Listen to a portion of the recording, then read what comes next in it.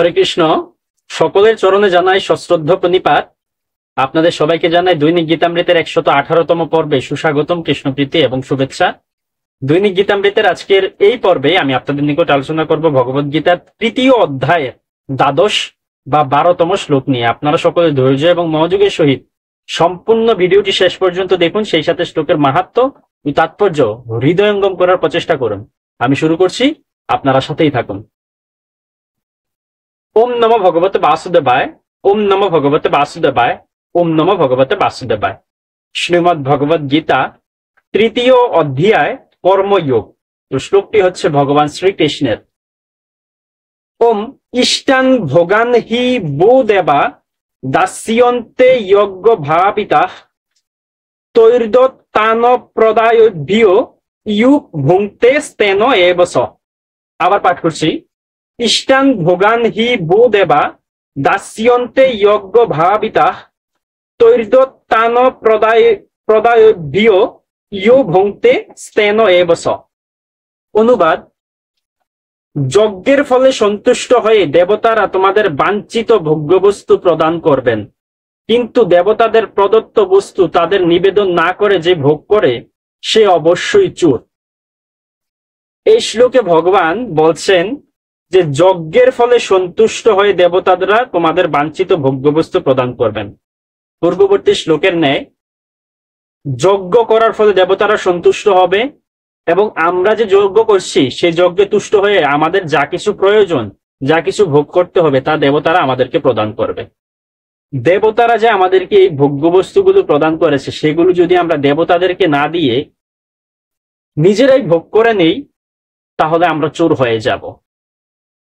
তো আমাদের বুঝতে হবে আমরা কখনো কোনো বস্তু সরাসরি দেবতাদেরকে প্রদান করব না, কারণ দেবতারাও সমস্ত বস্তু ভগবানকে নিবেদন করে সেই প্রসাদী বস্তুগুলো ব্যবহার করে। সুতরাং প্রথমে আমরা সমস্ত কিছু ভগবানকে অর্পণ করব এবং ভগবানের প্রসাদী বস্তুগুলো দেবতাদেরকে অর্পণ করব। সেই বিষয়টা আমাদেরকে খেয়াল রাখতে হবে। হ্যাঁ, আমরা যদি দেবতাদের প্রদত্ত বস্তুগুলো দেবতাদেরকে না দিয়েই ভোগ করে ফেলি তাহলে আমাদের সেটা চুরি হয়ে যাবে এবং তাদের কারো অনুমতি ব্যতীত, এবং যে এই বস্তুটা কোনো ব্যক্তি সেই ব্যক্তিকে না দিয়ে বা সেই ব্যক্তির অনুমতি না নিয়ে যদি সেটা ব্যবহার করা হয়ে থাকে সেটা অবশ্যই চুরি। সমস্ত কিছু হচ্ছে ভগবানের, আর ভগবান আমাদেরকে দেওয়ার জন্য দেবতাদেরকে দায়িত্ব অর্পণ করেছেন। সুতরাং দেবতারা আমাদেরকে দেয়। তো দেবতারা যে আমাদেরকে দেয় তাদেরকে তুষ্ট করার জন্য আমরা তাদেরকে সেই বস্তুগুলো অর্পণ করব।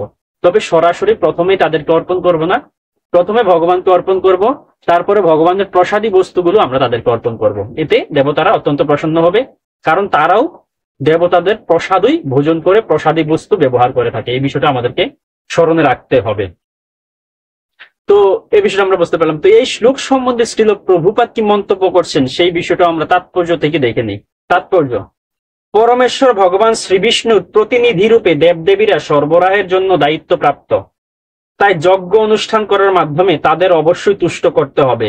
বেদে বিভিন্ন দেবদেবীর উদ্দেশ্যে বিভিন্ন যজ্ঞ করার নির্দেশ দেওয়া হয়েছে, কিন্তু সবকিছুই সর্বোপরি পরমেশ্বর ভগবানের উদ্দেশ্যেই অর্পিত হয়ে থাকে। যাদের ভগবান সম্বন্ধে কোনো ধারণা নেই তাদের জন্য বিভিন্ন দেবদেবীর উদ্দেশ্যে যজ্ঞ অনুষ্ঠান করার উপদেশ দেওয়া হয়েছে।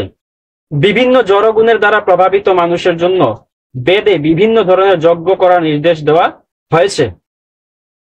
একইভাবে বিভিন্ন গুণ অনুসারে বিভিন্ন দেবদেবীরও পূজা করার নির্দেশ দেওয়া হয়েছে। সত্যগুণে অধিষ্ঠিত মানুষদের নির্দেশ দেওয়া হয়েছে পরমেশ্বর ভগবান শ্রী বিষ্ণুর আরাধনা করতে।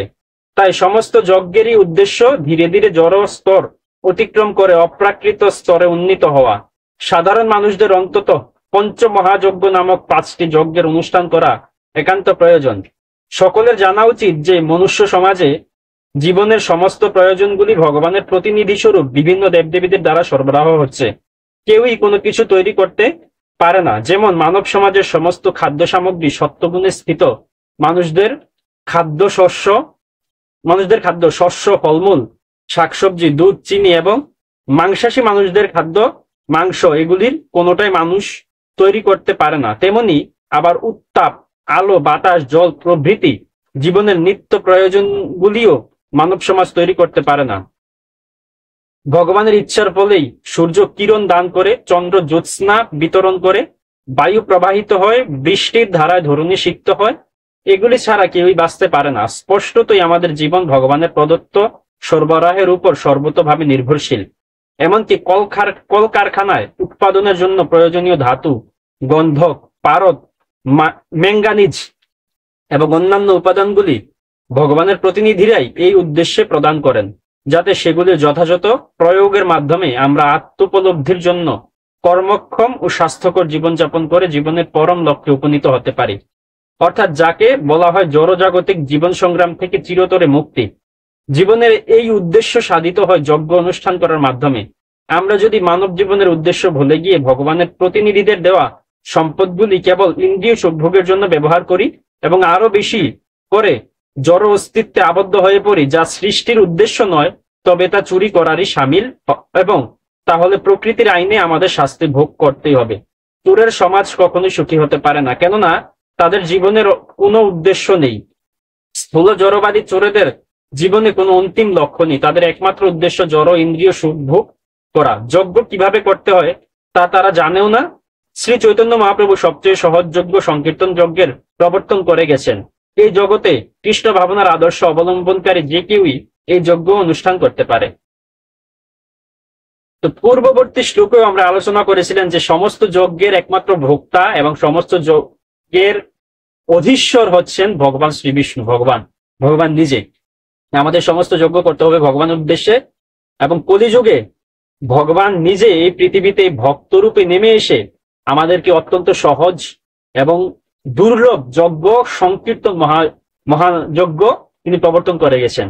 তো আমরা তো অবশ্যই ভগবানের উদ্দেশ্যে সমস্ত যজ্ঞ সম্পাদন করব, আর ভগবানের আদেশেই দেবতারা আমাদের ভোগ্য বস্তুগুলো ভগবানের কাছ থেকে আমাদের পর্যন্ত এনে দিবেন। আমাদেরকে দেবতারা সেগুলো প্রদান করবে ভগবানের কাছ থেকে নিয়ে। তাই আমরা সেই বস্তুগুলো ভগবানের উদ্দেশ্যে নিবেদন করব এবং ভগবানের প্রসাদী বস্তুগুলো দেবতাদের উদ্দেশ্যে নিবেদন করব।